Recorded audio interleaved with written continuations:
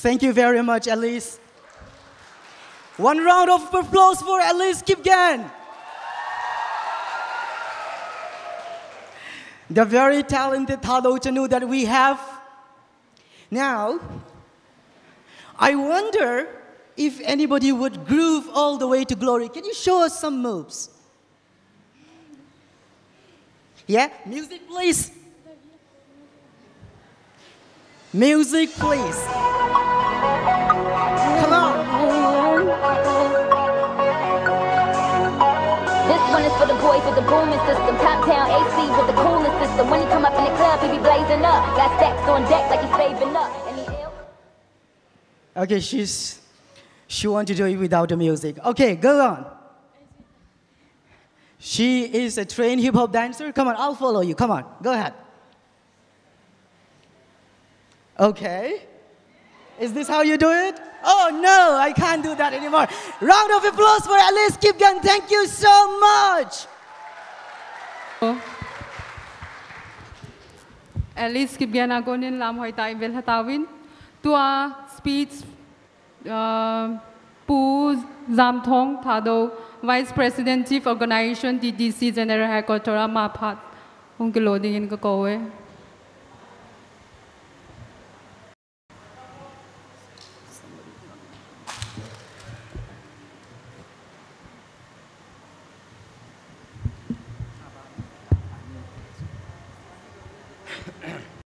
Amasan Thado nam hin siam do hingjing ipau pathen thangwan hen tu na hi Thado hi mi tam ta in a he thiên lo jen kondam abolin he cho yo si chu thamgat hil che na kan pi de hin he chu tiang le amasan tu nya chief guest a Hung pan piu, pu chief guest le, chu tiang le guest of honor, chu tiang le functional president, chu tiang le cookie in P, TSA General Headquarters, chu tiang le TSA Bangalore, chu tiang le TSA Delhi, chu tiang le Thado officer tu na hong lo zo se, chu tiang le mi pi ho tu nin Thado Tribe Council General Headquarters in na chongwa ke pa thu kan phong in he Amasan Thado ihi now Thado Culture and Custom in nei now EPI nei vam pathen iho diligon to ki to a Thado tian chon le khan in nei heti he kinil na bi he le he ne ai le tu na Thado pau tho a Thado kai poi ti ho hin ahead hilo hin he Thado gui le ba tu nai ki to mo la lang ho chun sei pung ka tin e ho la hen phung thu chang thu ha sei sei win adi po ne he thiam thu pui chang thei lu wang phung thu sei da han ka ti he tu na he short speed kan ne hin ke hin seminal hem nang phung thu mang lang ka de hin ta hin mi som pi wa hin de ta kan sei de he Amasan Thado nam hi hoyang kun do ham ti le pathenin ipuluyu Abraham pathe an bo achu nason na chila chunga asia noya ne le jat pha na ti he pathen thangwa num han hecha ko na cho ama ason na chila hungpunga chu tiang le again sa ho yo se hungpunga isau le ai sang an hin he ai sang in zakoman hin na zakomin jose man hin na jose min man masia hin he man masia ko ni yu win phui chang thiam thun pan ta ve han mor tha khani bol do ding tiang le tho sa yin no ya thilamang pa thilamang nu hung pa don ke man masia sa ka lu de ni ti ne he chu tiang le juning ai ning iti ling tiang le he nang kalim chalpi nang kalim chalpun himlan ke man masia la ka hi ti se ne he hum pi tha ring ai lim tiang le ke pathin khor so man masia la ka hen tunin ka chunga se le khan pang the pu na te pha pi le ke ka chun nun nin khui le nang nu nu ne ta hum pi him nai ni we chu teng le ling pi hong ki ho teng le kadam na ve man ma se cha te kadam na ve iti we he che chu Thado pau tho Thado dialect za ho chun a se ai pon i ho ki i pu wen ดิโก้นี่สนใจตุนติตูลูเซมาลไปเตะสิมเตะไว้เพยโยกังเตะอนันชิรูกอมไอโมลปูรุมปูเราคุยเดียนโกดาลดาลเตมุจนมูสังไอบอนจังเกว่าเฮจิพูจังสุยมันวะเฮเฮียจูเฮจิมันมาเสียจูยุงกิสับว่ามันมาเสียจิลหายว่ามันมาเสียจิลหายวังว่าตัวน่ะอิสราเอลจีเขายังคอยดีปูนะเฮอาเยจูอีพีเอ็นประเทศนี้เลเซอร์กอลกินนี่ลิวสุงาอมกามีเตะหอกันหล่นคอมเดติมประเทศโปรแกรมไม่บุญเนี่ยนะสิ่งที่เฮ็ดกิดอยู่เฮมันมาเสียนก็เห็นนะมิเชลอินฮีเฟลอินโจลาเฟตอินเปเรสอินอุลัมอินบิดานอินเมลเซลมิเคนอินจอนกิมไม่เนี่ยจอนกิมจันโซอีไบเบิลฮีหอยายละหอมที่เลเยรูซาเล็มไบเบิลละเฮเยรูซาเล็มไบเบิลละโซผู้จอนกิมจันนักกิจเนี่ยจนกิมจะปากความมิทีเล่กิมังเห็นกิมังจะปากคูซองถ้าดูที่ปากจะเห็นคูซองจูคูซองเตี้ยสอนหน่วยมังเลี้ยงป้าเที่ยวหัวป้าว่ากิเชลว่าเล่มาลินเต้นป้าไอ้ในเขตว่าจูถ้าดูดาราจะถ้าดูตาหน้าเชี่ยวเห็นจะจูผู้คูซองเห็นคูซองคุมินหินเสียมดอกป้าไอ้เล่ตัวนี้กูสอนกับบอกนู่นแม่ถ้าดูอีเวอีปองทาดูเป้าอย่างเว้ยไอ้เล่ทาดูเตะคูมาสเปนูโซเห็นน้องว่าเล่นเสียเต็มบ่คูอินนี่เปียวโซน่ะคูอินนี่เปียวโซทาดูเตะจนเฮียจูคูจูเฮียองกิเป็นน้ำเจ้าเล่ปูฟูซองอาจุงกิเป็นเนี่ยเห็นไหมทาดูเตะคูมินเห็นเสียมรอจูปูฟูซองเห็นไหมทาดูกิเตป้าโซอามาโซเห็นไหมเฮียจูอามันเฮจีคูมินันเสียมรอจูน้อยมังคูไลจัลคูปาลวาคูกิสุปีคูทิพคูกังไลคูสักยันเสียมดาตัวน่าเหตุทาดูคูตั้มตะหูไม่เนี่ยประเทศทางว่านุ่มเหรอจุดเทียงเลยผู้ฟูซองจนจะ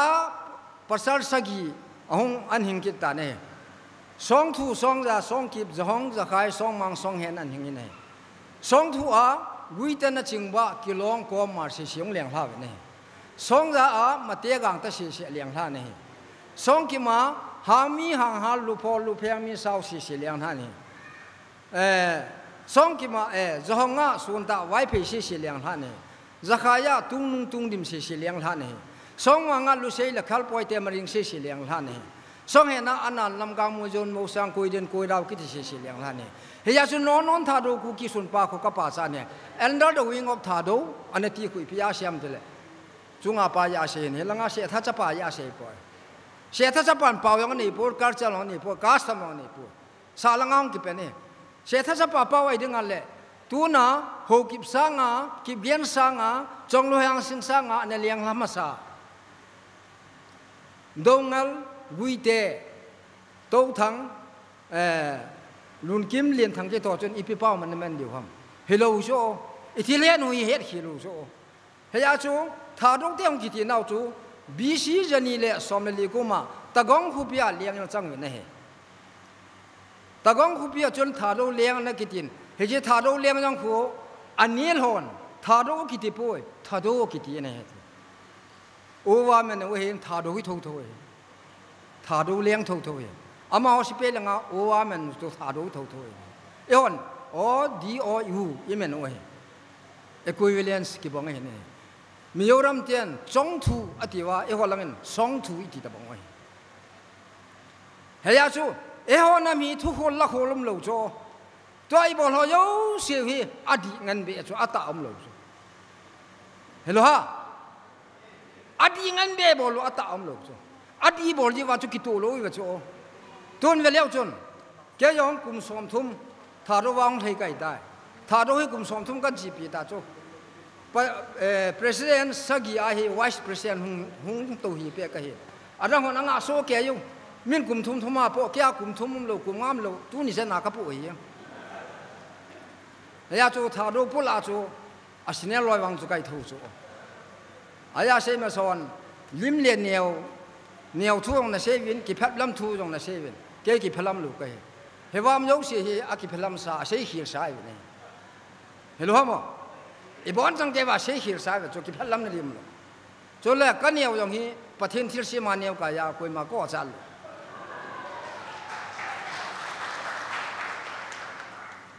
hay à chúอีกูคิดจีพิวอย่างนี้ดีขึ้นโลโจอีพิธาดีโลมาลุเซย์ไว้เพชินเตโจฮอตัวไอตัวคอมเท่าไหร่ฮอกูคิดเตทีนี้ฮอนพอดีจ้าอามาฮอยาวโลใบละไงฮอนกูคิดเตอีจิวเลยอามีจามโลตักจุกติเห็นหรอมั้งกูคิดจูวอลแมนเนี่ยใบล้อสิมน่ะมอร์ฟอนน่ะคนอีพีเสียมาเลยกำดัลดิ้งฮอดัลดิ้งว่าจะ population 1 crore something อ่ะพี่จ้ะไอ้เล่ตัวนั้นที่กูนี่ส่วน tribe ตัวที่ตัวจูอีปันคอมว่าคูลเราห้องกูโดนน้ำหอเสียจูอีปันคอมว่านอนนาก็เสียจูปันคอมว่าเลย80 lakh something crore คิดถึงโลหลายจูแม่ตัวน่ะกูกีตาเปียงให้ลูกเสียจูปาละหังอุลานากูกีที่เสียจูถ้าเราเป้าอย่างหัวจูอีว่าตัวหลักอีบุกจูเฮ้ยอยากกูรู้เรื่องเรื่องจูเฮียจูทุยทุกคนละคนลุ่มเล่าเฮลังามินทุกข์เลยตาเสียงเฮลังามินทุกข์นั่นเสียตาเสียงเห็นนะตัวน่าจูเอ้าถ้าเราหัวจูกูกีปูยังไม่หิวถ้าร้องปูยังไม่หิวกูกี้อาจูตาเปียงหัวกูเปรุเดียวจูก็ตีลูกสาวนี่จูเฮียกูกางทอนี่แบบว่าถ้าเราเป้าทอละหัวกิมหัวอากิตามยาจูหัวกิมงอจูตาให้มาสังลังอาเก็บลงเลยมีมือเวทเฮียจูตัวน่ะเฮอินามูฮีอีจีเคสุเกี่ยวดาจูอดีงั้นจังอีบอลูอดีบอลจะจูตัวที่ดีเองตาเทลูจุกัดเห็นหรอมั้งเฮียจูตัวนี้ถ้าดูอีน่าเป้าจูเฮจีตัวมาสังชนน่าก็อินกูเกี่ยวจะฟอร์ดนั่นเนี่ยเห็นทิวโซเฮ้ยเฮลโลก็มาเสียตัวเกี่ยวเฮลก็มาเสียตัวน้องฟอร์ดนั่นเนี่ยจู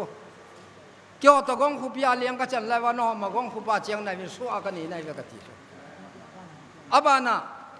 ไม่รอยงฟอร์ดนั่นชวนหาเสวะเลยอามาหอยงเฮจิว่ากับบัวนั่นเจียงไล่ว่าจูไม่เตะกิจลูจูมาตายกิจจูอามองฟอร์ดนั่นเอบอนว่ามันพูดละจีข้อมีว่าเจียงข้อมีบ่เฮียจูเฮจิว่าบ่สิจูกิตุเลหันถ้าดูหัวจูอยู่จุกติตัวไม่เลย history กันนะจึงน่ะกุยน่ะเฮาน่ะปันสาบกิจจูเอ้อทิ้งหางไม่เดลาถ้าดูเป้าโถจูอยู่จุกติจึงน่ะกุยน่ะเฮาปันสาบยังเกเฮดอโลอีพิมขณะยุงปนูยงเละจะปากให้โอ้นายสนขณะหงลำไก่วะโอ้นายสนขณะหงลิดวะมินลำไก่อันเป็นสาวงเละอีกูอ่านไปกางพวกพิเคลามีมันลำที่ปาลเห่เห็นหรอมั้งไอ้บอลมองจะอยู่เฮียจูตัวดิลีสุงาข้างไล่หัวเละมีนูมีเตปาเตหอกกระทุ่มน้ำนมเปจูมินดิลีอามุมจูจิงอาลาจูน้อยงงอลเทมีเทเวต้าจูเฮียจูดิลีอาถ้าดูน้ำหัวจุนน้ำนั่นเสียมตัวว่าเละแต่ทุกจีดีจูตุยบุงลังยองคูเกี่ยวจัวจันพูตุยบุงลังสัตสิว่าแล้วจุนนากาหัวโตอีเป็นปีหัวไปทอดตรงกินอาวาจูผู้เป่าเสียเกียนเป่าเสียเละเกี่ยวลำไก่กันนี่ว่าเกี่ยวกันนะบอลูจูไปเจอ tribe council เละถ้าดู tribe council ที่นั่นเกี่ยวหูเต็นจำน่าสีมึงเตะกติบเลยอากูกินปีลำกาของชงธนุมคิดว่าตัวนายว่าเขาวางก้อยหมอไอ้ปุ่นน่ะอีบอลดานุจูอากูยงก็สีนายปุ่นน่ะอามาของลำไก่ว่าที่หัวตะเกียววิ่งแต่ของเกี่ยวอะไรไปเตะเลยกูกินกับไอ้เลยจะว่าจูไปต่อจูกูแก่ที่หุ่นดังกันกุมคณะพิจารณาอย่างนี้คอนเฟรนซ์กันนักกูว่ากรมหัวเล่มาหล่อไว้พิฮอนอันน้ำปูนโจฮอนน้ำปูนอันกี่จอยเลยสายพี่คุบเล่ทั้งน้ำปูนสิลูลูจูกูเกี่ยปูตาอันโนโลจูกันฮิตบังเตี้ยจูเฮียมีไก่ข้อไม้เป็นเดียวมันกันที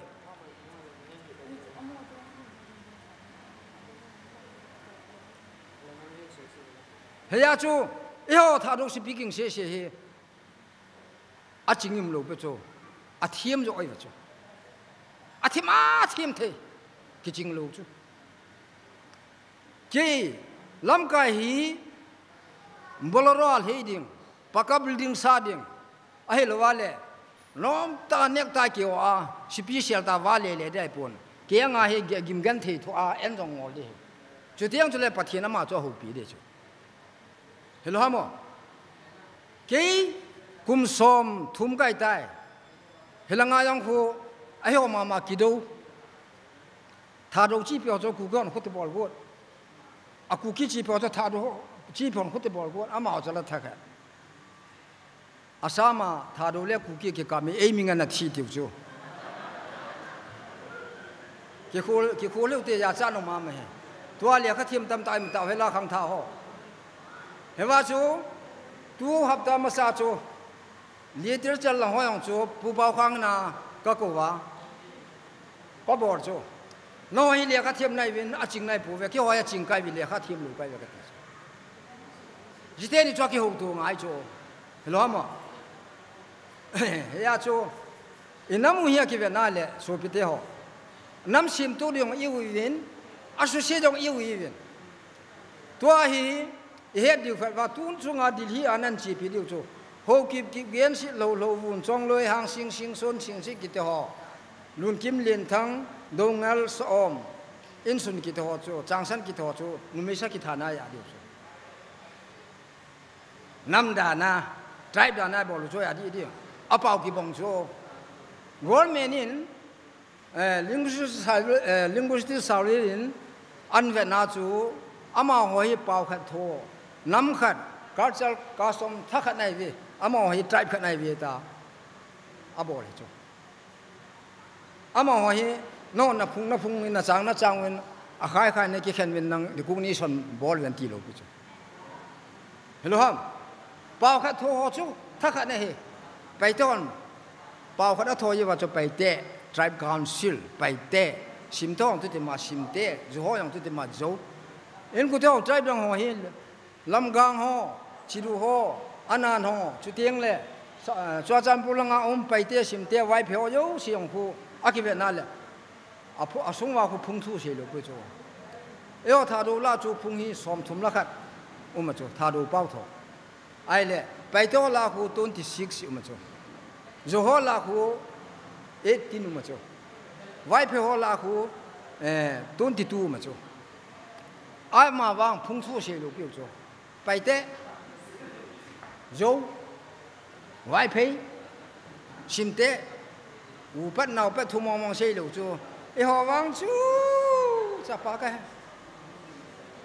u pat hi yang kêu có giàu hi ve lang khu cho khu ta ko yeng chu hi cho hi pathin hi a ho ten thu ta le thaga win ho na ti chu he ya chu thu ta le thaga wa e ho wa pathin ni imudi ta ka se win inamu yong ki mudi hi ve tao he zo ka so pe te ho tu ni hin tha do hi na wa hoi ta tan di hia minu mi pa chu te la khang lai ho in ha ta pan na hin la wa ku ki yong hi po ta ka ti nai poi noi siu ta ka ti nai poi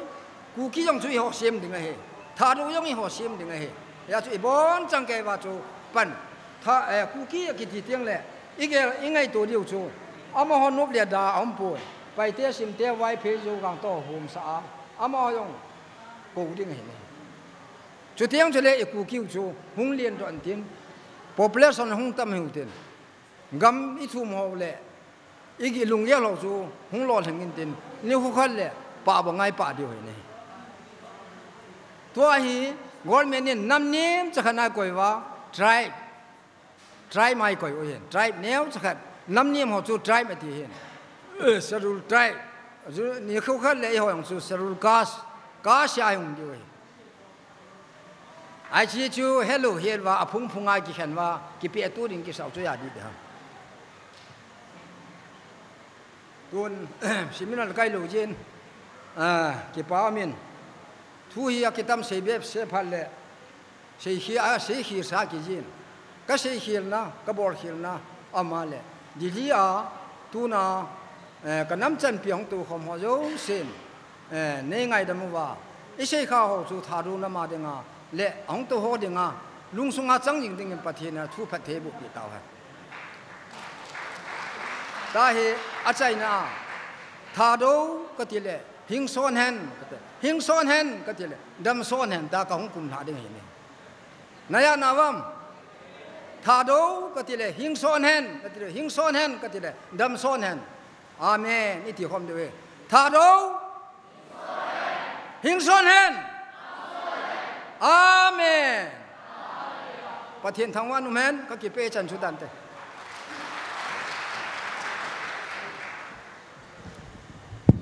กิปาวมินปูจามทองอากูนิน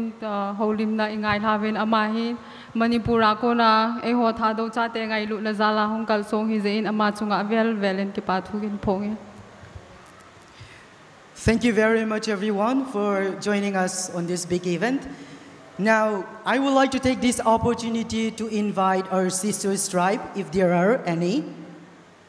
to confer on us his or her, their blessings. So if there are any from our sisters tribe,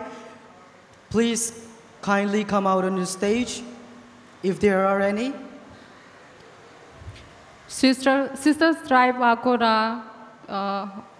lam kai ho hong vai le holim na phat aki hong. Okay, anyway, it looks like everybody is too shy to come up on stage. Moving on, Tuahi, we will now listen to one of the special songs that we have invited today from Benjamin. He is also one of the most popular artists that we have in Thado,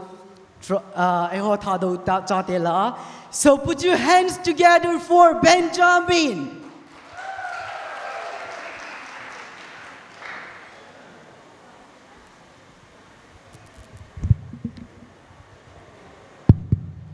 Hello, hello, check.